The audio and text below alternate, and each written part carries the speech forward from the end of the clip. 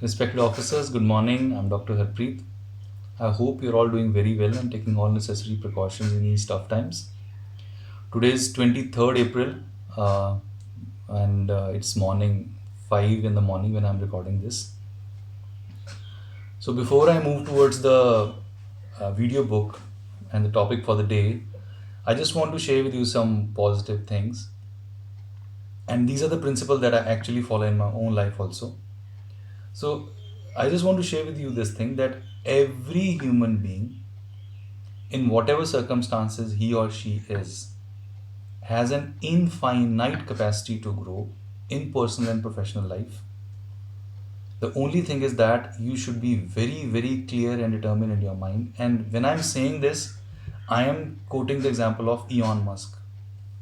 I mean, if you see these people, they are superhumans, and it is just because of one thing that they have that brain and they use it very, very efficiently. So every day of your life should be special.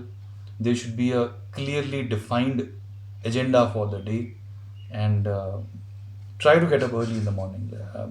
I have been doing it for a long time now that I am usually up at 4, because that time of 4 a.m. to 7 a.m. or 3 a.m. to 7 a.m., this is the time which gives you an actual um edge over the world. And if you read about all these people, let it be Elon Musk, let it be any other person of that league, they all have been working very hard. So this is one thing that you should do in your life. You should work hard and in the right direction and with the right mindset, and then you see the how beautifully the things work out for you, both in your personal life and in your professional life also. So, sharing that with you now, let's move to the topic of the day. It is time of supply under the GST. And like always, our entire content will be in Punjabi only. So, I want you to have a piece of white paper and a pen with you, and let's begin. So time of supply 'ਚ ਸਭ ਤੋਂ ਪਹਿਲਾਂ ਅਸੀਂ ਦੇਖਣਾ ਹੈਗਾ ਕਿ ਰਿਲੇਵੈਂਟ sections ਤੇ rules ਕਿਹੜੇ ਨੇ। ਠੀਕ ਹੈ, ਉਹਦੇ ਵਾਸਤੇ ਅਸੀਂ ਇੱਕ ਨਿਮੋਨਿਕਸ ਕਰਾਂਗੇ। ਤੁਸੀਂ ਆਪਣਾ ਪੈਨ ਤੇ ਪੇਜ ਤੇ ਲਓ ਤੇ ਪੇਜ ਤੇ ਲਿਖੋ ਟਾਈਮ ਆਫ ਸਪਲਾਈ। ਲਿਖੋ ਟਾਈਮ ਆਫ ਸਪਲਾਈ। ਹੁਣ ਇਹਦੇ ਅਲਫਾਬੈਟਸ ਕਾਊਂਟ ਕਰੋ। ਟਾਈਮ ਆਫ ਸਪਲਾਈ ਲਿਖ ਕੇ ਅਲਫਾਬੈਟਸ ਕਾਊਂਟ ਕਰੋ ਕਿ ਕਿੰਨੇ ਨੇ। ਅਲਫਾਬੈਟਸ ਤੁਹਾਡੇ ਬਣਨਗੇ 12। ਟਾਈਮ 4 ਆਫ 2 ਸਪਲਾਈਜ਼ ਤੁਹਾਡੇ ਆਏ 6। ਸੋ 6 4 10 + 2 12। ਹੁਣ ਥੱਲੇ ਲਿਖੋ 12। ਹੁਣ ਅਸੀਂ ਟਾਈਮ ਆਫ ਸਪਲਾਈ ਕਿਹੜੇ ਲਾਅ 'ਚ ਪੜ੍ਹ ਰਹੇ ਹਾਂ? We are reading it in under which law? It is in GST। So right now GST। G ਦੇ ਥੱਲੇ ਲਿਖੋ 12, S ਦੇ ਥੱਲੇ ਲਿਖੋ 13 ਤੇ T ਦੇ ਥੱਲੇ ਲਿਖੋ 14। ਠੀਕ ਹੈ, ਹੁਣ G stands for time of supply of goods, S stands for time of supply of service, and T stands for time of supply in case of change of rate of tax in case of both goods and services। clear हो गए? So section 12 time of supply of goods, section 13 time of supply of service, section 14 time of supply in case of change of rate of tax in case of both goods and services। Clear? ਹੁਣ ਜਿਹੜਾ ਵਿੱਚ centre ਵਾਲਾ 13 ਸੀਗਾ ਉਹਨੂੰ flip ਕਰ ਦਿਓ। 13 ਦਾ ਬਣ ਗਿਆ 31। ਇਹ ਆ ਗਿਆ ਸੈਕਸ਼ਨ 31 ਜਿਹੜਾ ਕੀ ਹੈ ਟੈਕਸ ਇਨਵੋਇਸ ਨੂੰ ਡਿਫਾਈਨ ਕਰਦਾ। ਠੀਕ ਹੈ, ਹੁਣ 31 ਦੋਨਾਂ ਦੇ ਅੱਖਰਾਂ ਚੋਂ ਇੱਕ ਇੱਕ ਘਟਾ ਦਿਓ। 3 - 1 2, 1 - 1 0, 20। ਇਹ ਆ ਗਿਆ ਸੈਕਸ਼ਨ 20 ਜਿਹੜਾ ਕਿ ਰੈਲੇਵੈਂਟ ਸੈਕਸ਼ਨ ਹੈਗਾ IGST the for time of supply.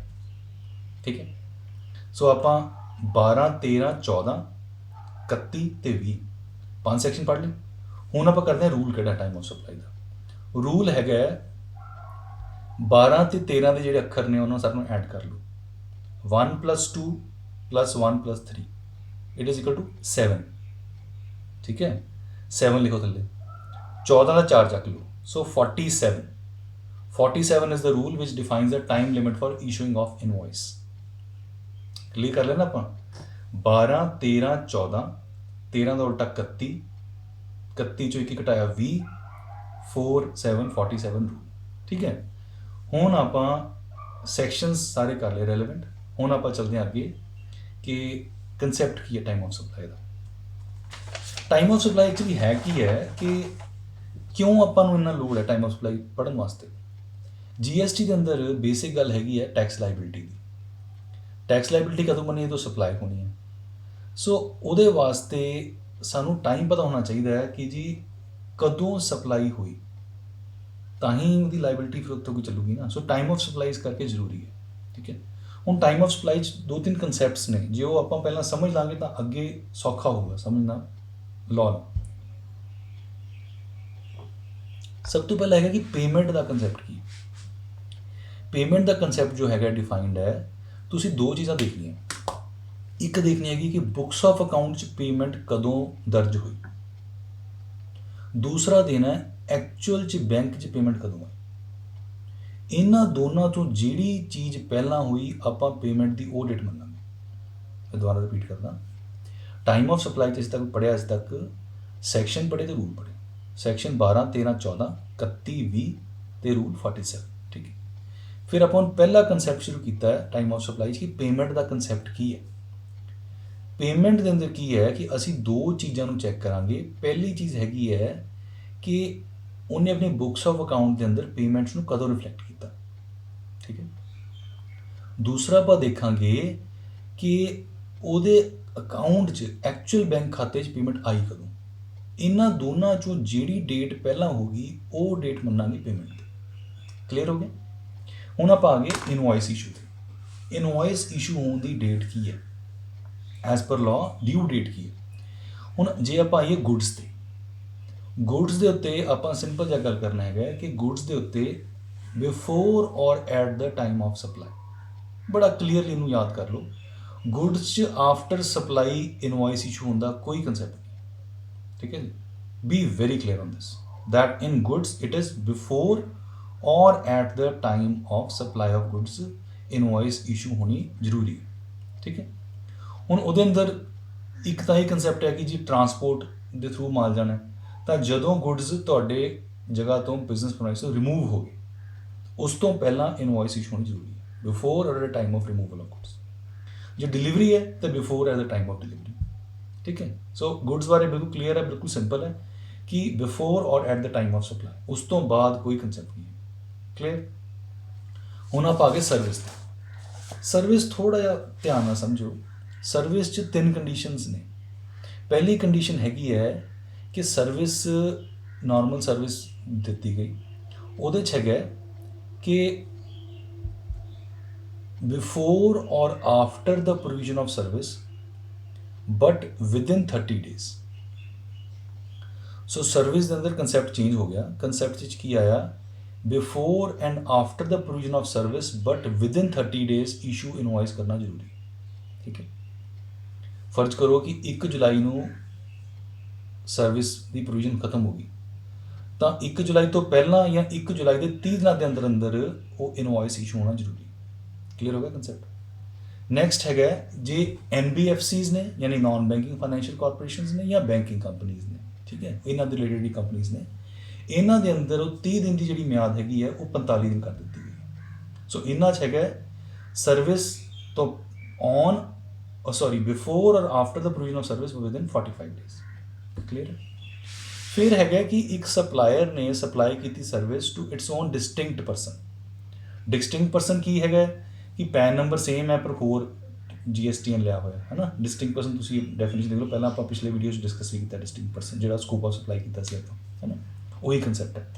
So distinct person ਜਿਹੜਾ ਹੈਗਾ, ਜੇ ਇੱਕ ਬੰਦਾ ਆਪਣੇ ਡਿਸਟਿੰਕਟ ਪਰਸਨ ਨੂੰ ਸਪਲਾਈ ਸਰਵਿਸ ਕਰਦਾ ਹੈ ਤਾਂ ਜਾਂ ਤਾਂ ਜਦੋਂ ਉਹਨੇ ਆਪਣੇ ਬੁੱਕਸ ਆਫ ਅਕਾਊਂਟਸ 'ਚ ਉਹਨੂੰ ਦਰਜ ਕੀਤਾ ਜਾਂ ਉਸ ਫਾਈਨੈਂਸ਼ੀਅਲ ਕੁਆਟਰ ਦੀ ਐਕਸਪਾਇਰੀ ਤੋਂ ਪਹਿਲਾਂ, ਇਹਨਾਂ ਦੋਨਾਂ 'ਚ ਜਿਹੜੀ ਚੀਜ਼ ਪਹਿਲਾਂ ਆਏਗੀ ਉਸ ਟਾਈਮ 'ਤੇ ਉਹਨੂੰ ਇਨਵੋਇਸ ਇਸ਼ੂ ਕਰਨਾ ਜ਼ਰੂਰੀ ਹੈ।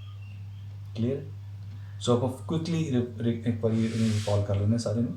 Goods supply of issue of invoice ਦਾ ਟਾਈਮ ਬਿਲਕੁਲ ਕਲੀਅਰ ਹੈ, on or before the supply, very clear.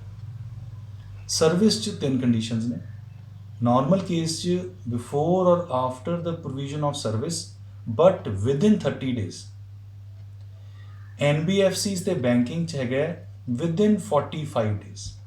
ठीक है, बिफोर और after and within 45 days। If supplying to a distinct person फिर हैगा बुक्स ऑफ अकाउंट या before expiry of that financial quarter which sorry. ठीक है, ਹੁਣ ਇਹ ਆਪਾਂ ਇਨਵॉइस ਦਾ ਕੰਸੈਪਟ ਕਰ ਲਿਆ। ਹੁਣ ਜਦੋਂ ਇਨਵॉइस ਦਾ ਕੰਸੈਪਟ ਖਤਮ ਹੋ ਗਿਆ, ਹੁਣ ਆਪਾਂ ਜਦੋਂ ਸਪਲਾਈ ਦੇਖਾਂਗੇ ਗੁੱਡਸ ਤੇ ਸਰਵਿਸ, ਸਾਡੇ ਫਿਰ ਥੋੜ੍ਹਾ ਜਿਹਾ ਕਲੀਅਰ ਹੋ ਜਾਣਗੀਆਂ ਚੀਜ਼ਾਂ। ਇੱਥੇ ਮੈਂ ਤੁਹਾਨੂੰ ਇਹ ਗੱਲ ਦੱਸਦਾ, ਹੁਣ ਜਿੱਥੇ ਵੀ ਆਪਾਂ ਗੱਲ ਕਰਨੀ ਹੈ ਇਨਵॉइस ਦੀ, ਤਾਂ ਜਿਹੜੀ ਪਹਿਲਾਂ ਆਪਾਂ ਕੰਡੀਸ਼ਨ ਕੀਤੀ ਉਹ ਚੀਜ਼ ਲਾਗੂ ਹੋਊਗੀ।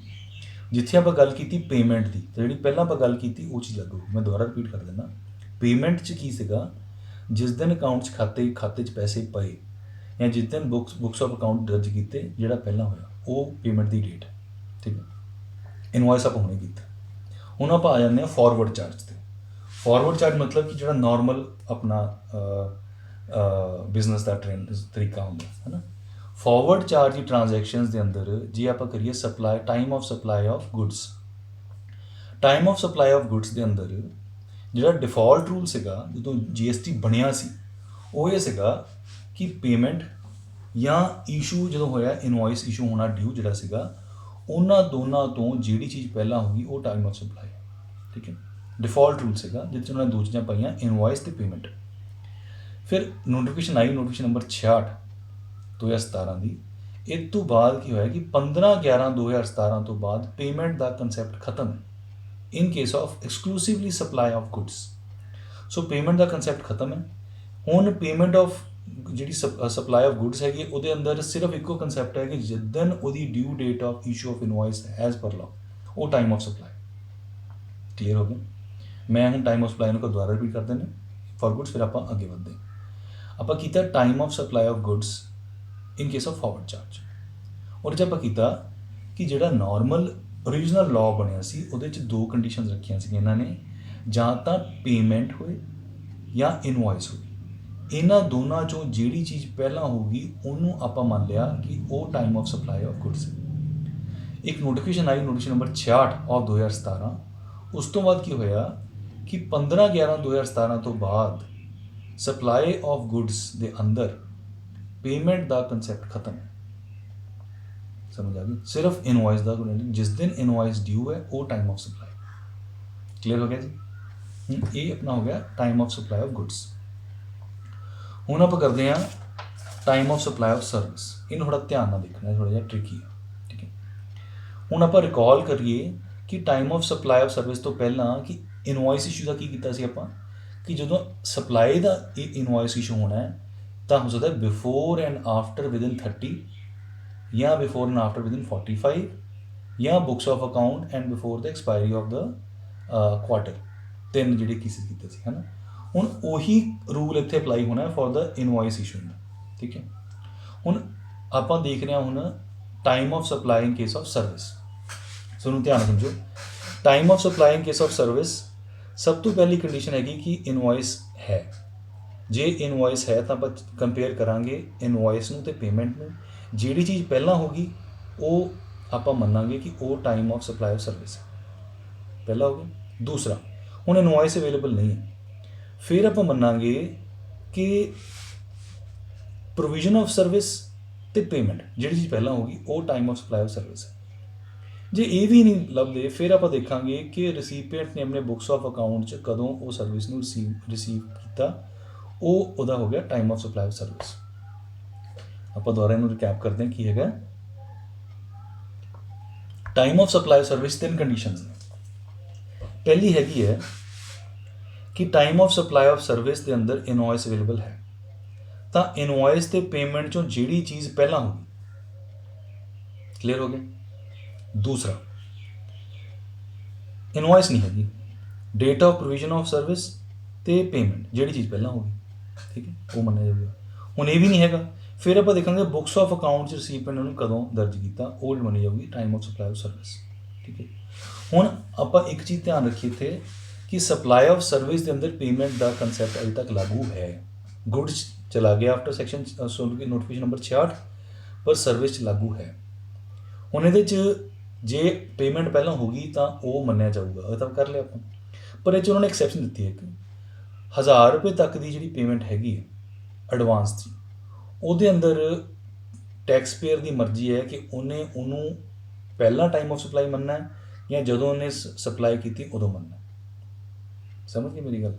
मैं दोबारा रिपीट करदा, ਅਸੀਂ 3 कंडीशनस कीतियां सप्लाई ऑफ सर्विस का टाइम देखने वास्ते। पहला इनवॉइस ते पेमेंट, फिर प्रोविजनिंग ऑफ सर्विस ते पेमेंट, फिर अकाउंट बुक्स दर्ज हुई। इस तो इलावा ਆਪਾਂ ਇਹ ਕੀਤਾ कि 1000 रुपये तक की एडवांस पेमेंट जी हैगी है ਉਹਦੇ अंदर टैक्स पेयर कोल चॉइस हैगी है कि उन्हें ਉਹਦਾ ट्रीटमेंट एज पहला ही टाइम ऑफ सप्लाई मान लेने तो पेमेंट हुई, या जो टाइम ऑफ सप्लाई एक्चुअली उदों मनना 1000 रुपये तक।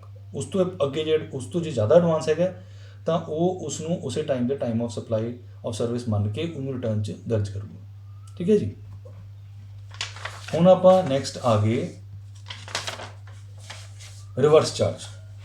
ये थोड़ा ध्यान नाल देखना, रिवर्स चार्ज की कंसैप्ट है। Time of supply of goods in reverse charge RCM ये इन्होंने 3 चीज़ां डिफाइन कीतियां, तीनों ध्यान नाल सुनना।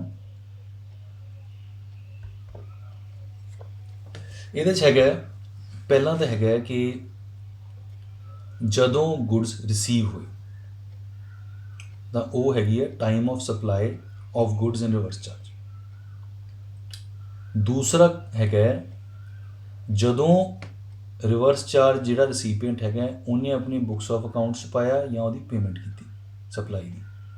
ठीक है। तीसरा है 30 days from the issue of invoice. हुण इत्थे देखो, इत्थे विदिन 30 डेज नहीं है, 30 days from the issue of invoice है। इन्हां तिन्नां चों जिहड़ी चीज़ पहला होगी उन्होंने आपां मन्नांगे time of supply of goods in case of reverse charge. मैं दोबारा रिपीट करदा, पहला आपां कीता time of supply of goods in forward charge. उहदे च की सीगा 15/11/2017 तो पहला पेमेंट या due date of issue of invoice जिहड़ी पहला होगी वो मन्नी जाऊगी। नोटिफिकेशन नंबर 66 हुई, उस तो बाद होया कि उन्होंने कहा कि पेमेंट का कोई कंसैप्ट नहीं है, जिस दिन due date of issue of invoice है वो मनी जाऊगी time of supply of goods in case of forward charge. हुण इनू कंपेयर करते हैं रिवर्स चार्ज। हुण time of supply of goods in case of reverse charge पहली चीज़ हैगी जदों गुड्स रिसीव हुई, पहली ये। दूजी हैगी जदों उन्हें अपने अकाउंट बुक्स से पाया या उन्हें उसकी पेमेंट की। ठीक है। तीसरा है कि 30 days from the issue of invoice. इन्हां तीनों चों जिहड़ी चीज़ पहला होगी वो मनी जाऊगी time of supply of goods in reverse charge. ठीक है। तो जे ये तीनों चीज़ां नहीं आइडेंटिफाई हो रही फिर आप देखांगे कि उन्हें अपने बुक्स ऑफ अकाउंट्स कदों वो गुड्स दिखाइया रिसीव हुई तो वो मनी जाएगी। ठीक है। मैं दोबारा रिपीट करना, थोड़ा ध्यान नाल सुनो। Time of supply of goods in reverse charge 3 चीज़ां कहती उन्होंने। गुड्स कदों रिसीव कीतियां रिसीपिएंट ने, उन्हें कदों उन्होंने अकाउंट बुक्स च पाया उस ट्रांजैक्शन नूं, या उहदा पेमेंट कदों की जी पेमेंट वाला कंसैप्ट आप किया सीगा। तीसरा उन्हें पाया आप किया 30 days from the date of issue of invoice. इन्हां तीनों जी चीज़ पहला होगी वो मनी जाऊगी time of supply of goods in reverse charge. जे ये तीनों चीज़ां नहीं लभदियां तो एक लास्ट जिहड़ा साडे कोल प्रावधान है वो ये है कि असी ये देखांगे कि उस बंदे ने अपने बुक्स ऑफ अकाउंट्स च वो गुड्स कदों रिसीव हुई दिखाई तो वो मन्निया जाऊगा time of supply of goods in reverse charge. Clear हो गया जी। हुण आपां अगे चलते हैं।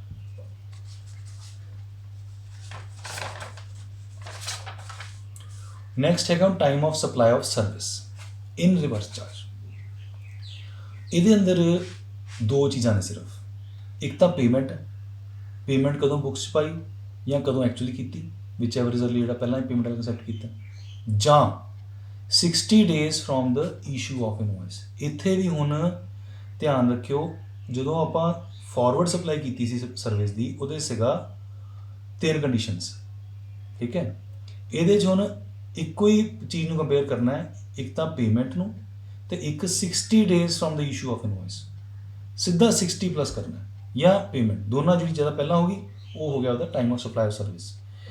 एग्जैक्टली सेम जो पहला किया आप रिवर्स चार्ज ऑफ गुड्स के अंदर जे चीज़ां नहीं लभदियां तो जदों रिसीपिएंट ने उस सर्विस नूं अपनी बुक्स ऑफ अकाउंट दर्ज किया तो वो मन्निया जाए। ठीक है जी। सो ये हो गया अपना time of supply of goods and services in forward and reverse charge. हुण इहनूं क्विकली आपां रिवर्स एक बारी दोबारा पढ़ लीए ताकि दिमाग 'च बैठ जाए, फिर आपां अगे चलदे। Time of supply of goods forward charge 15 नवंबर 2017 तो पहला पेमेंट या इनवॉइस जी पहला होगी, 15 नवंबर 2017 तो बाद सिर्फ इनवॉइस। ठीक है। Reverse charge, reverse charge goods कदों रिसीव हुई हैं, पेमेंट, तीसरा 30 days from issue of invoice. इन्होंने जिन्होंने जी पहला चीज़ होगी वो आ गया। जे नहीं लभदा तो बुक्स ऑफ अकाउंट कदों उन्हें दर्ज किया। Clear. Service forward charge, forward charge issue of invoice या पेमेंट पहला, जे इनवॉइस नहीं है तो प्रोविजन ऑफ सर्विस ते पेमेंट, जो भी नहीं है तो बुक्स ऑफ अकाउंट। तो 1000 रुपये तक का जे एडवांस आता है तो बंदे को ਉਹਦੀ मर्जी है वो किवें ट्रीट करेगा, पहला ट्रीट करेगा कि at the time supply treat करेगा। हुण reverse charge service, reverse charge 60 days from issue of invoice plus नाल कंपेयर करांगे पेमेंट, जिहड़ा पहला हो गया वो हो गया। जे ये चीज़ां नहीं होंदियां तां आपां कित्थे जावांगे, बुक्स ऑफ अकाउंट्स ने दर्ज किया। क्लीयर हो गया। हुण आपां आगे अगे time of supply of service in case of associated enterprises located outside India. Associated enterprises तो जे असी सर्विस ਲਈ ਆ ਜਿਹੜੀ ਲੋਕੇਟਡ ਆਊਟਸਾਈਡ ਇੰਡੀਆ ਹੈਗੇ, ਪਹਿਲਾਂ ਆਪਾਂ ਦੇਖੀਏ ਹੁਣ ਐਸੋਸੀਏਟਡ ਇੰਟਰਪ੍ਰਾਈਜ਼ਸ ਹੁੰਦੇ ਕੀ। Section 92 of income tax act ਜਿਹੜਾ ਹੈਗਾ 1961 ਦਾ, ਸੌਰੀ, ਉਹਦੇ 'ਚ ਐਸੋਸੀਏਟਡ ਇੰਟਰਪ੍ਰਾਈਜ਼ਸ ਡਿਫਾਈਨਡ ਨੇ। ਇਹ ਉਹ ਬੰਦੇ ਨੇ ਜਿਹੜੇ ਕਿ ਬਾਹਰ ਇੰਡੀਆ ਤੋਂ ਬਾਹਰ ਬੈਠੇ ਡਾਇਰੈਕਟਲੀ ਇਨਡਾਇਰੈਕਟਲੀ ਔਰ ਥਰੂ ਐਨ ਇੰਟਰਮੀਡੀਏਰੀ ਇੰਡੀਅਨ ਕੰਪਨੀ ਜਾਂ ਇੰਡੀਅਨ ਫਰਮ ਨੂੰ ਕੰਟਰੋਲ ਕਰਦੇ ਨੇ ਵਾਇਆ ਇਟਸ ਕੈਪੀਟਲ ਜਾਂ ਹੋਰ ਮਤਲਬ ਉਹਦਾ ਮੈਨੇਜਮੈਂਟ ਹੋ ਗਿਆ, ਕੰਟਰੋਲ ਹੋ ਗਿਆ, ਕੈਪੀਟਲ ਨੂੰ ਮੈਨੇਜ ਕਰਦੇ ਨੇ। ਇਹ ਤੁਸੀਂ ਇੰਨਾ ਡੈਫੀਨੇਸ਼ਨ ਜਾਣਾ ਇੰਨਾ ਇੰਪੋਰਟੈਂਟ ਨਹੀਂ ਹੈ। ਇਹ ਇੰਪੋਰਟੈਂਟ ਹੈਗਾ ਕਿ ਟਾਈਮ ਆਫ ਸਪਲਾਈ ਕਿਵੇਂ ਡਿਫਾਈਨ ਹੁੰਦੀ ਹੈ ਐਸੋਸੀਏਟਡ ਇੰਟਰਪ੍ਰਾਈਜ਼ਸ ਦੀ। ਐਸੋਸੀਏਟਡ ਇੰਟਰਪ੍ਰਾਈਜ਼ ਦੀ ਬੜੀ ਸਿੰਪਲ ਜੀ ਚੀਜ਼ ਹੈ, ਦੋ ਚੀਜ਼ਾਂ ਨੂੰ ਕੰਪੇਅਰ ਕਰਨਾ, ਪੇਮੈਂਟ ਅਤੇ ਬੁੱਕਸ ਆਫ ਅਕਾਊਂਟ। ਜਿਹੜੀ ਚੀਜ਼ ਪਹਿਲਾਂ ਹੋਗੀ ਉਹ time of supply of service ਹੈ in case of associated enterprises. मैं हूँ इन्होंने दोबारा रिकैप कर देना। आप किया time of supply of service in case of supply of associated enterprises located outside India. Associated enterprise जोड़े है ने वो किहड़े ने, वो है ने section 92 of income tax act 1961 defined ने। ये यह जी कुछ इंटरप्राइजेस ने लोकेटेड आउटसाइड इंडिया ਜਿਹੜੇ डायरैक्टली इनडायरैक्टली या through some intermediatory Indian firm ਨੂੰ ਕੰਟਰੋਲ ਕਰਦੇ ਨੇ through its control management and capital. ਠੀਕ ਹੈ। ਇੰਪੋਰਟੈਂਟ ਇੱਥੇ ਇਹ ਹੈ ਕਿ ਆਪਾਂ ਟਾਈਮ ਆਫ ਸਪਲਾਈ ਦੇਖਣਾ ਕਿ ਟਾਈਮ ਆਫ ਸਪਲਾਈ ਕੀ ਬਣਦੀ ਹੈ ਜਦੋਂ ਸਪਲਾਈ ਹੋਈ ਹੈ ਸਰਵਿਸ। ਦੋ ਚੀਜ਼ਾਂ 'ਚ ਕੰਪੇਅਰ ਕਰਨਾ ਹੈ, ਬੁੱਕਸ ਆਫ ਅਕਾਊਂਟ ਅਤੇ banking payment. ਰਿਸੀਪੀਐਂਟ the books of account 'ਚ ਜਾਂ ਪੇਮੈਂਟ ਉਹਨੇ ਕਦੋਂ ਕੀਤੀ, ਦੋਨੋਂ ਜਿਹੜੀ ਚੀਜ਼ ਪਹਿਲਾਂ ਹੋਗੀ ਉਹ ਹੋਗੀ time of supply of service. ਠੀਕ ਹੈ। ਹੁਣ ਆਪਾਂ ਆ ਗਏ ਅਗਲਾ ਕੰਸੈਪਟ ਹੈਗਾ ਵਾਊਚਰ ਦਾ। ਵਾਊਚਰ ਜਿਹੜਾ ਹੈਗਾ ਉਹਦੇ ਅੰਦਰ ਕੀ ਹੁੰਦਾ ਤੁਹਾਨੂੰ ਮੈਂ ਦੱਸ ਦਿੰਦਾ। ਵੈਸੇ ਵਾਊਚਰ ਤੁਹਾਨੂੰ ਤੁਸੀਂ ਜਦੋਂ ਸ਼ਾਪਿੰਗ ਕਰਦੇ ਤੁਹਾਨੂੰ ਦੇਖਿਆ ਹੋਣਾ ਤੁਸੀਂ, ਵਾਊਚਰ ਦੋ ਤਰ੍ਹਾਂ ਦੇ ਹੁੰਦੇ। ਇੱਕ ਹੁੰਦਾ ਵਾਊਚਰ ਜਿਹਦੇ ਉੱਤੇ ਲਿਖਿਆ ਹੁੰਦਾ ਹੈ ਕਿ ਇਸ ਵਾਊਚਰ ਦੇ ਨਾਲ ਸਾਨੂੰ ਮਿਲਣਾ ਕੀ ਹੈ, ਪਹਿਲਾਂ ਹੀ ਪ੍ਰੀ ਡਿਫਾਈਨਡ ਹੈ। ਮੰਨ ਲਓ ਤੁਸੀਂ ਆਪਾਂ ਐਗਜ਼ਾਮਪਲ ਲਈਏ, ਤੁਸੀਂ ਕਿਸੇ ਵੀ ਸ਼ੋਰੂਮ ਗਏ, let's assume you go to the Levi's showroom, ਅਤੇ ਲਿਵਾਈਜ਼ ਦੇ ਸ਼ੋਰੂਮ 'ਤੇ ਤੁਸੀਂ ਇੱਕ ਜੀਨਸ ਖਰੀਦੀ। ਜੇ ਤੁਸੀਂ ਜੀਨਸ ਖਰੀਦੀ ਤਾਂ ਉਹਨਾਂ ਨੇ ਤੁਹਾਨੂੰ ਇਹ ਕਹਿ ਦਿੱਤਾ ਕਿ ਤੁਸੀਂ ਇੱਕ ਟੀ ਸ਼ਰਟ ਜੇ ਖਰੀਦਦੇ ਹੋ ਤਾਂ ਉੱਤੇ ਇੰਨਾ % ਜਿਹੜਾ ਹੈਗਾ ਉਹ ਤੁਹਾਨੂੰ ਮਤਲਬ ਅਸੀਂ ਇੰਨੀ ਟੀ ਸ਼ਰਟ ਤੁਹਾਨੂੰ ਮਿਲਣੀ ਹੈ। ਤੁਸੀਂ 3 ਜੀਨਸ ਖਰੀਦਦੇ ਹੋ ਅਤੇ ਤੁਸੀਂ ਇਸ ਡੇਟ ਤੱਕ ਇਹਨੂੰ ਰਿਡੀਮ ਕਰ ਸਕਦੇ ਹੋ। ਠੀਕ ਹੈ। ਆਹੀ ਹੁੰਦਾ ਨਾ, ਮਤਲਬ ਕਿ ਕਨਸੈਪਟ ਇਹ ਹੈ ਕਿ ਉਸ ਵਾਊਚਰ ਦੇ ਮਿਲਣ 'ਤੇ ਤੁਹਾਨੂੰ ਪਤਾ ਲੱਗ ਗਿਆ ਕਿ ਮੈਨੂੰ ਇਸ ਵਾਊਚਰ ਤੋਂ ਕੀ ਚੀਜ਼ ਮਿਲਣੀ ਹੈ। ਠੀਕ ਹੈ। ਮਤਲਬ ਕਿ ਸਪਲਾਈ ਜਿਹੜੀ ਹੈਗੀ ਆਈਡੈਂਟੀਫਾਈ ਹੋ ਰਹੀ ਹੈ ਵਾਊਚਰ ਤੋਂ, ਤਾਂ ਉਹਦੇ ਅੰਦਰ ਜਿਹੜਾ ਟਾਈਮ ਆਫ ਸਪਲਾਈ ਹੈਗਾ ਉਹ ਜਿਸ ਦਿਨ ਤੁਹਾਨੂੰ ਵਾਊਚਰ ਇਸ਼ੂ ਕੀਤਾ ਗਿਆ ਉਹੀ ਦਿਨ ਟਾਈਮ ਆਫ ਸਪਲਾਈ ਹੈ। ਮੈਂ ਦੁਬਾਰਾ ਰਿਪੀਟ ਕਰਦਾ, ਅਸੀਂ ਹੁਣ ਵਾਊਚਰ ਦੇਖ ਰਹੇ ਹਾਂ, ਵਾਊਚਰ ਦੇ ਅੰਦਰ time of supply Ki. Voucher ਦੋ ਤਰ੍ਹਾਂ ਦੇ ਹੁੰਦੇ ਆ। ਇੱਕ ਹੁੰਦਾ ਜਿਹਦੇ ਅੰਦਰ ਜਦੋਂ ਵਾਊਚਰ ਤੁਹਾਨੂੰ ਇਸ਼ੂ ਹੋਇਆ ਤੁਹਾਨੂੰ ਉਦੋਂ ਹੀ ਪਤਾ ਹੈ ਕਿ ਮੈਨੂੰ ਇਸ ਚੀਜ਼ ਤੋਂ ਸਪਲਾਈ ਕੀ ਮਿਲਣੀ ਹੈ। ਠੀਕ ਹੈ। ਉਸ ਵਾਊਚਰ ਦੇ ਅੰਦਰ ਜਦੋਂ ਵਾਊਚਰ ਇਸ਼ੂ ਹੋਇਆ ਉਹ ਹੀ ਤੁਹਾਡਾ ਟਾਈਮ ਆਫ ਸਪਲਾਈ। ਕਲੀਅਰ ਹੈ।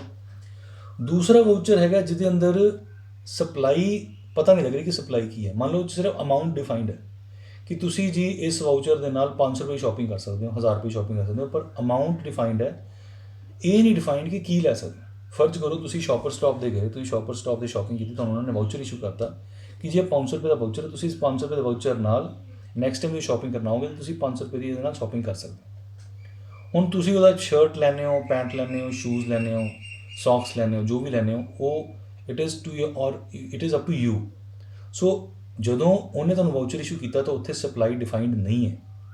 ਸੋ ਉਸ ਟਾਈਮ 'ਤੇ ਜਿਹੜਾ voucher the time of supply ਉਹ ਮੰਨੀ ਜਾਊਗੀ ਜਦੋਂ ਤੁਸੀਂ ਇਸ ਵਾਊਚਰ ਨੂੰ ਐਕਚੁਅਲੀ ਰਿਡੀਮ ਕਰੋਗੇ, ਯੂਜ਼ ਕਰੋਗੇ।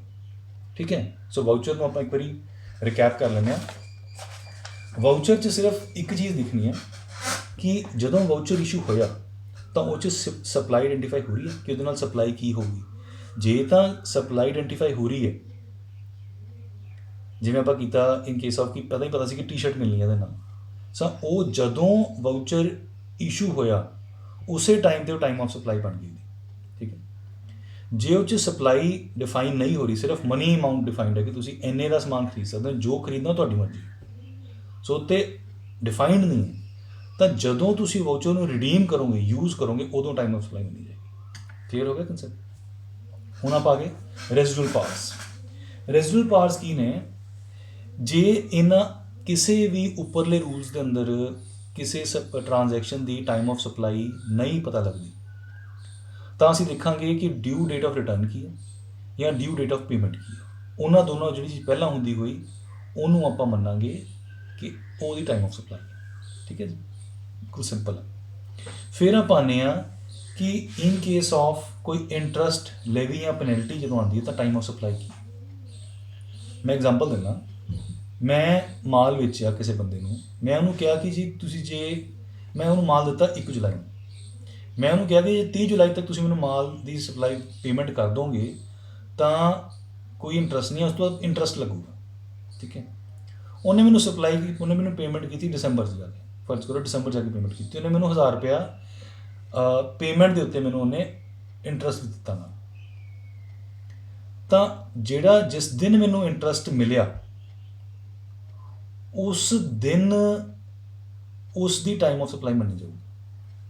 ਮੈਂ ਦੁਬਾਰਾ ਰਿਪੀਟ ਕਰਦਾ, ਜਦੋਂ ਕਦੀ ਤੁਹਾਨੂੰ ਕੋਈ ਇੰਟਰਸਟ ਮਿਲਦਾ, ਕੋਈ ਲੈਵੀ, ਕੋਈ ਪੈਨਲਟੀ, ਕੋਈ ਇੰਟਰਸਟ ਮਿਲਦਾ, ਜਿਸ ਦਿਨ ਉਹ ਇੰਟਰਸਟ ਤੁਹਾਨੂੰ ਰਿਸੀਵ ਹੋਇਆ, ਸਪਲਾਇਰ ਨੂੰ ਰਿਸੀਵ ਹੋਇਆ, ਉਸ ਦਿਨ ਉਹ ਟਾਈਮ ਆਫ ਸਪਲਾਈ ਮੰਨੀ ਜਾਏਗੀ, ਤਾਂ ਉਸ ਦੀ ਜਿਹੜੀ ਰਿਟਰਨ ਬਣਦੀ ਹੈ ਉਸ 'ਚ ਉਹਦਾ ਉਹ ਇਫੈਕਟ ਦੇਊਗਾ। ਕਲੀਅਰ ਹੋ ਗਿਆ। ਫਿਰ ਆਪਾਂ ਆ ਗਏ change in rate of tax. ਇਹਦੇ ਅੰਦਰ ਕਿਵੇਂ ਆਪਾਂ ਡਿਫਾਈਨ ਕਰਾਂਗੇ ਕਿ ਟਾਈਮ ਆਫ ਸਪਲਾਈ ਕੀ ਹੈਗੀ ਹੈ। ਠੀਕ ਹੈ। ਇਹਨੂੰ ਮੈਂ ਬਿਲਕੁਲ ਸਿੰਪਲ ਇੱਕ ਦੇਸੀ ਤਰੀਕਾ ਦੱਸਦਾ। ਤੁਸੀਂ ਕਰਨਾ ਕੀ ਹੈ, 3 ਚੀਜ਼ਾਂ ਇਨਵੋਲਵ ਨੇ ਜਦੋਂ ਆਪਾਂ ਦੇਖਣਾ ਹੈ ਕਿ time of supply in case of change in rate of tax. ਤਾਂ ਆਪਾਂ ਇਹ 'ਚ 3 ਚੀਜ਼ਾਂ ਦੇਖਣੀਆਂ ਨੇ। ਪਹਿਲਾ ਹੈਗੀ ਹੈ ਸਪਲਾਈ ਕਦੋਂ ਹੋਈ। ਠੀਕ ਹੈ। ਦੂਸਰਾ ਹੈਗਾ ਇਨਵੋਇਸ ਕਦੋਂ ਇਸ਼ੂ ਹੈ। ਤੀਸਰਾ ਹੈਗਾ ਪੇਮੈਂਟ ਕਦੋਂ ਹੋਈ। ਠੀਕ ਹੈ। ਹੁਣ ਆਪਸ਼ਨਸ ਕੀ ਨੇ? ਨਿਊ ਰੇਟ ਵੇਲੇ 'ਚ ਹੋਈਆਂ ਕਿ ਓਲਡ ਰੇਟ ਵੇਲੇ 'ਚ ਹੋਈਆਂ। ਠੀਕ ਹੈ। ਤਿੰਨਾਂ 'ਚੋਂ ਜਿਹੜੇ ਪਾਸੇ 2 ਚਲੇ ਗਏ ਉਸ ਪਾਸੇ ਜਾਣਾ। ਮੰਨ ਲਓ ਆਪਾਂ ਇਹਨੂੰ ਸਮਝ ਲੈਂਦੇ ਕੀ ਹੈਗਾ। ਅਸੀਂ ਕਹਿ ਰਹੇ ਹਾਂ ਕਿ ਸਪਲਾਈ ਜਿਹੜੀ ਹੈਗੀ ਹੈ ਉਹ ਹੋਈ ਹੈ ਓਲਡ ਰੇਟ 'ਚ, ਓਲਡ ਰੇਟ 'ਚ ਹੋਈ ਸਪਲਾਈ। ਠੀਕ ਹੈ।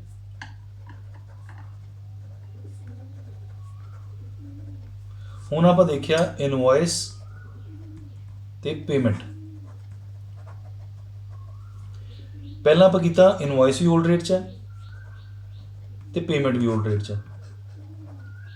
ਇਹ ਤਾਂ ਬੜਾ ਆਬਵੀਅਸ ਹੈ ਕਿ time of supply old rate ਹੈ। ਠੀਕ ਹੈ ਨਾ। ਹੁਣ ਆਪਾਂ ਦੇਖਿਆ ਕਿ ਇਨਵੋਇਸ ਨਿਊ ਰੇਟ 'ਚ ਹੈ, ਪੇਮੈਂਟ ਓਲਡ ਰੇਟ 'ਚ ਹੈ, ਤਾਂ ਇਹਦੇ 'ਚ ਵੀ ਕਿਉਂਕਿ 2 ਓਲਡ ਰੇਟ ਜਾ ਰਹੀਆਂ ਨੇ ਤਾਂ ਇਹ ਹੋ ਗਿਆ ओल्ड रेट 'ਚ। ਹੁਣ ਆਪਾਂ ਦੇਖਿਆ ਇਨਵੋਇਸ ਨਿਊ 'ਚ ਹੈ ਤੇ ਪੇਮੈਂਟ ਵੀ ਨਿਊ 'ਚ ਹੈ। ਹੁਣ ਦੋ ਪਾਸੇ ਇੱਧਰ ਚਲੇ ਗਏ ਤਾਂ ਇਹ ਆ ਗਿਆ ਨਿਊ ਰੇਟ 'ਚ। ਬੇਸਿਕਲੀ ਆਪਾਂ ਦੇਖਣਾ ਹੈ ਬੈਸਟ ਆਫ 3 'ਚ ਜਿੱਥੇ ਦੋ ਮੈਜੋਰਟੀ ਜਾ ਰਹੇ ਨੇ ਉਹ ਟਾਈਮ ਪੀਰੀਅਡ ਮੰਨਿਆ ਜਾਊਗਾ। ਸਪਲਾਈ ਬਿਫੋਰ 'ਚ ਵੀ ਸਪਲਾਈ ਆਫਟਰ 'ਚ ਵੀ ਬੜਾ ਸੌਖਾ ਹੈ। ਟੇਬਲ ਬਣਾ ਲਓ, ਸਪਲਾਈ, ਇਨਵੋਇਸ ਤੇ ਪੇਮੈਂਟ, ਤਿੰਨਾਂ ਦਾ ਲਿਖ ਲਓ ਕਿ ਤਿੰਨੋਂ ਕਿਹੜੇ ਡਿਊਰੇਸ਼ਨ 'ਚ ਹੋਈਆਂ। ਨਿਊ ਰੇਟ 'ਚ ਕੀ ਹੋਇਆ, ਓਲਡ ਰੇਟ 'ਚ ਕੀ ਹੋਇਆ। ਜਿੱਥੇ ਮੈਜੋਰਟੀ ਆ ਗਈ ਉਹ ਉਹਦਾ ਮੰਨਿਆ ਜਾਊਗਾ। ਠੀਕ ਹੈ। ਹੁਣ ਇਹਦੇ 'ਚ ਇੱਕ ਧਿਆਨ ਰੱਖਣਾ ਹੈਗਾ, ਜਿਵੇਂ ਆਪਾਂ ਪਹਿਲਾਂ ਕੀਤਾ ਸੀਗਾ, ਜਿਹੜਾ ਨੋਟੀਫਿਕੇਸ਼ਨ ਨੰਬਰ 66 ਹੈਗਾ ਉਹਦੇ ਅਕੋਰਡਿੰਗਲੀ ਗੁੱਡਸ ਦੇ ਕੇਸ ਦੇ ਅੰਦਰ ਪੇਮੈਂਟ ਜਿਹੜੀ ਹੈਗੀ ਹੈ ਉਹ ਉਹਦੀ ਕੋਈ ਇੰਪੋਰਟੈਂਸ ਨਹੀਂ ਹੈਗੀ, ਇਨਵੋਇਸ ਦੀ ਹੀ ਇੰਪੋਰਟੈਂਸ ਹੈ। ਠੀਕ ਹੈ। ਸੋ ਇਹ ਆਪਾਂ ਦੇਖਣਾ। ਉਹਦੇ 'ਚ ਹੁਣ ਇੱਕ ਚੀਜ਼ ਯਾਦ ਰੱਖੋ ਤੁਸੀਂ, ਬਹੁਤ ਧਿਆਨ ਹੈ, ਸਪਲਾਈ ਗੁੱਡਸ ਜਦੋਂ ਹੋਈ ਤਾਂ ਉਸ ਤੋਂ ਬਾਅਦ ਆਪਣਾ ਕੋਈ ਕੰਸੈਪਟ ਨਹੀਂ ਹੈਗਾ ਇਨਵੋਇਸ ਇਸ਼ੂ ਹੁੰਦਾ, ਪਹਿਲਾਂ ਹੀ ਕਰ ਚੁੱਕੇ ਆਪਾਂ। ਸੋ ਗੁੱਡਸ ਦੇ ਕੇਸ ਦੇ ਅੰਦਰ ਜੇ ਸਪਲਾਈ ਹੋਈ ਹੈ ਓਲਡ ਰਜੀਮ 'ਚ, ਓਲਡ ਰੇਟ 'ਚ, ਤੇ ਇਨਵੋਇਸ ਇਸ਼ੂ ਹੋਇਆ ਨਿਊ ਟੈਕਸ ਰੇਟ 'ਚ, ਤਾਂ ਉਹ ਓਲਡ 'ਚ ਹੀ ਮੰਨਿਆ ਜਾਊਗਾ। ਤਾਂ ਕਲੀਅਰ ਹੈ। ਜੇ ਸਪਲਾਈ ਹੋਈ ਹੈ ਬਾਅਦ 'ਚ ਤੇ ਉਹ ਪਹਿਲਾਂ ਇਸ਼ੂ ਹੋਇਆ ਇਨਵੋਇਸ, ਤਾਂ ਉਹਦੇ ਅੰਦਰ ਕਿਉਂਕਿ ਇਹ ਸੀਗਾ ਕਿ ਬਿਫੋਰ ਤੇ ਉਹਦੇ ਅੰਦਰ ਫਿਰ ਉਹ ਪਹਿਲਾਂ 'ਚ ਆ ਜਾਊਗਾ। ਠੀਕ ਹੈ ਨਾ। ਸੋ ਇਸ ਚੀਜ਼ ਨੂੰ ਥੋੜ੍ਹਾ ਧਿਆਨ ਰੱਖਿਓ ਕਿ ਗੁੱਡਸ ਦੇ ਕੇਸ ਦੇ ਅੰਦਰ 15 ਨਵੰਬਰ 2017 ਤੋਂ ਬਾਅਦ in forward charge as well in case of rating change of tax ਦੇ ਅੰਦਰ ਆਪਣਾ ਪੇਮੈਂਟ ਦਾ ਕੰਸੈਪਟ ਨਹੀਂ ਹੈਗਾ, ਸਿਰਫ ਇਨਵੋਇਸ ਇੰਪੋਰਟੈਂਟ ਹੈ। ਸਪਲਾਈ 'ਚ ਦੋਵੇਂ ਚੀਜ਼ਾਂ ਇੰਪੋਰਟੈਂਟ ਨੇ, ਸਰਵਿਸ ਦੋਵੇਂ ਚੀਜ਼ਾਂ ਇੰਪੋਰਟੈਂਟ ਨੇ, ਪੇਮੈਂਟ ਵੀ ਅਤੇ ਇਨਵੋਇਸ ਵੀ। ਅਤੇ ਹੁਣ ਆਪਾਂ ਇਹਨੂੰ ਕੁਇਕਲੀ ਇਹਨੂੰ ਰਿਵਾਈਜ਼ ਕਰ ਲੈਂਦੇ ਹਾਂ ਕਿ change in rate of tax ਜਿਹੜਾ ਹੈਗਾ ਉਹ ਕਿੱਦਾਂ ਆਪਾਂ ਦੇਖਣਾ ਹੈਗਾ ਕਿ ਉਹਦੇ ਅੰਦਰ ਟਾਈਮ ਆਫ ਸਪਲਾਈ ਕੀ ਹੈ। ਤਿੰਨ ਚੀਜ਼ਾਂ ਆਪਾਂ ਰੱਖ ਲਈਏ। ਇਨਵੋਇਸ ਕਦੋਂ ਰੇਜ਼ ਹੋਇਆ, ਕਿਹੜੇ ਟਾਈਮ 'ਚ ਰੇਜ਼ ਹੋਇਆ, ਨਿਊ ਰੇਟ 'ਚ ਹੋਇਆ ਕਿ ਓਲਡ ਰੇਟ 'ਚ ਹੋਇਆ। ਪੇਮੈਂਟ ਓਲਡ ਰੇਟ 'ਚ ਹੋਈ ਕਿ ਨਿਊ ਰੇਟ ਦੇ ਟਾਈਮ 'ਚ ਹੋਈ। ਅਤੇ ਤੀਸਰਾ ਹੈਗਾ ਤੁਹਾਡਾ ਸਪਲਾਈ, ਉਹ ਓਲਡ ਰੇਟ 'ਚ ਹੋਈ ਕਿ ਨਿਊ ਰੇਟ 'ਚ ਹੋਈ। ਜਿੱਥੇ ਦੋ ਚੀਜ਼ਾਂ ਫਾਲ ਕਰ ਗਈਆਂ ਉਸ ਪਾਸੇ ਆਪਾਂ ਜਾਣਾ। ਕਲੀਅਰ ਹੋ ਗਿਆ। ਇਹ ਸਪਲਾਈ ਪਹਿਲਾਂ ਵਾਲੇ 'ਚ ਵੀ ਇਹੀ ਚੀਜ਼ ਹੈ ਅਤੇ ਬਾਅਦ ਵਾਲੇ 'ਚ ਵੀ ਇਹੀ ਚੀਜ਼ ਹੈ। ਠੀਕ ਹੈ। ਹੁਣ ਆਪਾਂ ਨੈਕਸਟ ਆ ਗਏ ਕਿ ਜਿਹੜਾ ਹੁਣ ਪੇਮੈਂਟ ਹੈ, ਪੇਮੈਂਟ ਦੀ ਰੈਲੀਵੈਂਸੀ ਕੀ ਹੈ। ਨਿਊ ਰੇਟ ਦੇ ਅੰਦਰ ਪੇਮੈਂਟ ਦੀ ਰੈਲੀਵੈਂਸੀ ਹੈਗੀ ਹੈ after 4 days of the change of rate of tax. ਮੈਨੂੰ ਪੜ੍ਹ ਕੇ ਸੁਣਾ ਦਿੰਦਾ। The rate of date of receipt of payment in case of change in rate of tax is relevant if the credit is after 4 working days from the date of change of tax। ठीक है जी, clear हो गया। ਹੁਣ ਆਪਾਂ ਕਰਦੇ ਹਾਂ composite supply ਤੇ mix supply. ਇਹਨਾਂ 'ਚ ਟਾਈਮ ਆਫ ਸਪਲਾਈ ਕਿਵੇਂ ਡਿਫਾਈਨ ਕਰਾਂਗੇ। ਕੰਪੋਜ਼ਿਟ ਸਪਲਾਈ 'ਚ ਆਪਾਂ ਇਹ ਦੇਖਾਂਗੇ ਕਿ ਪ੍ਰਿੰਸੀਪਲ ਇੰਗਰੀਡੀਐਂਟ ਕੀ ਹੈ। ਜੇ ਤਾਂ ਪ੍ਰਿੰਸੀਪਲ ਇੰਗਰੀਡੀਐਂਟ ਸਪਲਾਈ ਹੈ ਫਿਰ ਤਾਂ ਸਪਲਾਈ ਵਾਲੇ ਰੂਲ ਫੋਲੋ ਹੋ ਜਾਣਗੇ। ਜੇ ਪ੍ਰਿੰਸੀਪਲ ਇੰਗਰੀਡੀਐਂਟ ਗੁੱਡਸ ਨੇ ਤਾਂ ਗੁੱਡਸ ਵਾਲੇ ਰੂਲ ਫੋਲੋ ਹੋ ਜਾਣਗੇ। ਕਲੀਅਰ ਹੋ ਗਿਆ। ਹੁਣ ਆਪਾਂ ਆ ਗਏ ਮਿਕਸਡ 'ਚ। ਮਿਕਸ ਸਪਲਾਈ 'ਚ ਆਪਾਂ ਦੇਖਾਂਗੇ ਕਿ ਹਾਇਰ ਰੇਟ ਕਿਹਦਾ ਹੈ। ਜੇ ਤਾਂ ਹਾਇਰ ਰੇਟ ਉਸ ਬੰਡਲਸ ਜਿਹੜੀ ਉਹ ਸਪਲਾਈ ਹੈਗੀ ਹੈ ਉਹਦੇ 'ਚ ਕਿਸੇ ਸਰਵਿਸ ਦਾ ਤਾਂ ਸਰਵਿਸ ਵਾਲੇ ਰੂਲ ਅਪਲਾਈ ਹੋ ਜਾਣਗੇ। ਜੇ ਉਹਦੇ ਅੰਦਰ ਹਾਇਰ ਰੇਟ ਜਿਹੜਾ ਹੈਗਾ, ਹਾਈਐਸਟ ਰੇਟ ਜਿਹੜਾ ਹੈਗਾ ਉਹ ਗੁੱਡਸ ਦਾ ਤਾਂ ਉਹ ਗੁੱਡਸ ਵਾਲੇ ਰੂਲ ਅਪਲਾਈ ਹੋ ਜਾਣਗੇ। ਇਹਨੂੰ ਆਪਾਂ ਦੁਬਾਰਾ ਰਿਵਾਈਜ਼ ਕਰ ਲਈਏ। ਹੁਣ ਬਿਲਕੁਲ ਸਿੰਪਲ ਹੈ ਕਿ ਕੰਪੋਜ਼ਿਟ ਸਪਲਾਈ ਅਤੇ mix supply time of supply ਕਿਵੇਂ ਸਮਝਾਂਗੇ। ਜੇ ਤਾਂ ਟਾਈਮ ਆਫ ਜੇ ਆਪਾਂ ਦੇਖਾਂਗੇ ਕੰਪੋਜ਼ਿਟ ਸਪਲਾਈ 'ਚ ਪ੍ਰਿੰਸੀਪਲ ਇੰਗਰੀਡੀਐਂਟ ਕੀ ਹੈ। ਜੇ ਤਾਂ ਪ੍ਰਿੰਸੀਪਲ ਇੰਗਰੀਡੀਐਂਟ ਗੁੱਡਸ ਨੇ ਤਾਂ ਆਪਾਂ ਕਹਾਂਗੇ ਗੁੱਡਸ ਵਾਲੇ ਰੂਲ ਅਪਲਾਈ ਹੋਣਗੇ। ਜੇ ਪ੍ਰਿੰਸੀਪਲ ਇੰਗਰੀਡੀਐਂਟ ਸਪਲਾਈ ਹੈ, ਸਰਵਿਸ ਹੈ ਤਾਂ ਸਰਵਿਸ ਵਾਲੇ ਰੂਲ ਅਪਲਾਈ ਹੋਣਗੇ। Similarly in case of mix supply ਆਪਾਂ ਦੇਖਾਂਗੇ ਕਿ ਹਾਈਐਸਟ ਰੇਟ ਆਫ ਟੈਕਸ ਕਿਹੜਾ। ਜੇ ਹਾਈਐਸਟ ਰੇਟ ਆਫ ਟੈਕਸ ਜਿਹੜਾ ਹੈਗਾ ਉਹ ਗੁੱਡਸ ਹੈ ਤਾਂ ਗੁੱਡਸ ਵਾਲੇ ਅਪਲਾਈ ਹੋ ਜਾਣਗੇ। ਜੇ ਹਾਈਐਸਟ ਰੇਟ ਆਫ ਟੈਕਸ ਜਿਹੜਾ ਹੈਗਾ ਉਹ ਸਰਵਿਸ ਹੈ ਤਾਂ ਸਰਵਿਸ ਵਾਲੇ ਰੂਲ ਅਪਲਾਈ ਹੋ ਜਾਣਗੇ। ਠੀਕ ਹੈ। ਸੋ ਇਹ ਸਾਡਾ ਸੀਗਾ ਟਾਈਮ ਆਫ ਸਪਲਾਈ। ਅਤੇ ਇਹਨੂੰ ਆਪਾਂ ਇੱਕ ਵਾਰੀ ਫਟਾਫਟ ਕੁਇਕਲੀ ਸਾਰਿਆਂ ਨੂੰ ਇੱਕ ਰਿਵਾਈਜ਼ ਕਰ ਲੈਂਦੇ ਹਾਂ ਕਿ ਕੀਤਾ ਕੀ ਆਪਾਂ ਜੀ। सब तो पहला आपां कीता टाइम ऑफ सप्लाई सैक्शन किहड़े-किहड़े ने 12 13 14 31 20 47 ठीक है। फिर आपां कीता पेमेंट का कंसैप्ट की है ठीक है। पेमेंट के कंसैप्ट आपां कीता कि बुक्स ऑफ अकाउंट या पेमेंट एक्चुअल्स जी बैंकिंग च हुई है जी पहला होगी वो मनांगे। फिर गुड्स आपां कीता कि गुड्स के अंदर इनवॉइस कितों इशू होनी है ऑन और बिफोर द सप्लाई ठीक है।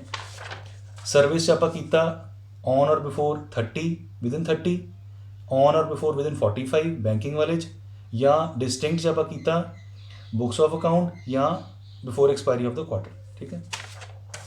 फिर आप गुड्स कीता supply of goods forward charge वो आपां कीता कि 15/11/2017 तो पहला पेमेंट या invoice 15/11/2017 notice number 66 only invoice is the criteria ठीक है। सर्विस फॉरवर्ड चार्ज आपां कीता पहला जे इनवॉइस ते पेमेंट उन्हां दोनों कंपैरिजन फिर पेमेंट ते प्रोविजन ऑफ सर्विस उन्हां कंपैरिजन जो भी नहीं हैगा तो बुक्स ऑफ अकाउंट ठीक है। फिर आपां कीता 1000 रुपये तक जो पेमेंट एडवांस आती है तो टैक्स पेयर की मर्जी कि उन्होंने किवें ट्रीट करना ठीक है।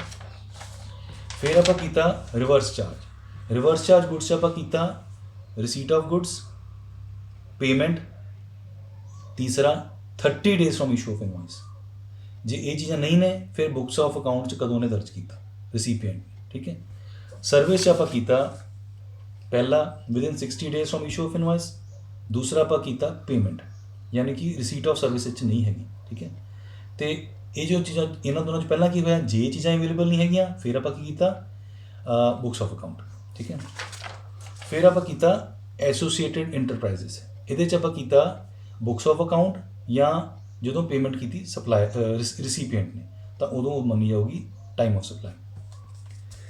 फिर आपां कीता वाउचर च जे तो सप्लाई डिफाइन होंगी है पहला ही फिर तो है at the time of issuance of the voucher J supply define नहीं होंगी तो जो रिडीम करेंगे ठीक है।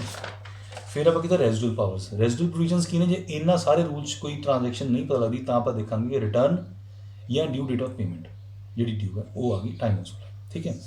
फिर आप कीता कि जे कोई इंक्रीज इन वैल्यू हुई बाय इंटरस्ट और एनी अदर थिंग तो जदों पेमेंट रिसीव होगी सप्लायर को वो है टाइम ऑफ सप्लाई ठीक है। फिर आप कीता change in rate of tax इस आप सिंपल जहा सिस्टम किया 3 चीज़ां डिफाइन है ने पहला है सप्लाई दूसरा है इनवॉइस तीसरा है पेमेंट। इन्होंने देख लो कि ये किहड़े टाइम च हुई न्यू रेट कि हुई तो ओल्ड रेट कि हुई जिथे भार पै गया दोवां का वो आप मनांगे ठीक है। सप्लाई ऑफ गुड्स के अंदर पेमेंट का कंसैप्ट 15/11/2017 तो बाद है नहीं वो इत्थे भी अप्लाई होंगे ठीक है। फिर आप कीता रेलीवेंट जी पेमेंट हैगी उसका रेलीवेंट टाइम की मना जाएगा न्यू रेट के अंदर वो आप कीता आफ्टर 4 वर्किंग डेज ठीक है। यदि लैंग्वेज आप मैं समझ दें date of receipt of payment in case of change in rate of tax relevant की है credit is after 4 working days from the date of charge change of tax ठीक है। फिर आप कीता time of supply in composite आप देखना है कि प्रिंसीपल इंग्रीडिएंट की है जे तो गुड्स ने तो गुड्स वाले रूल अप्लाई होने जे सर्विस सर्विस वाले रूल अप्लाई होने। फिर आप कीता मिक्सड आप देखा कि हाईएस्ट रेट ऑफ टैक्स कि गुड्स का कि सर्विस का जे गुड्स का तो गुड्स वाले रूल अप्लाई होंगे जे सर्विस है तो सर्विस वाले रूल अप्लाई होंगे ठीक है जी। सो ये सीगा टाइम ऑफ सप्लाई थोड़ा जिहा कन्फ्यूजिंग है पर इन्हों थोड़ा जिहा तरीके नाल समझोगे तो याद हो जाता ठीक है जी। Thank you.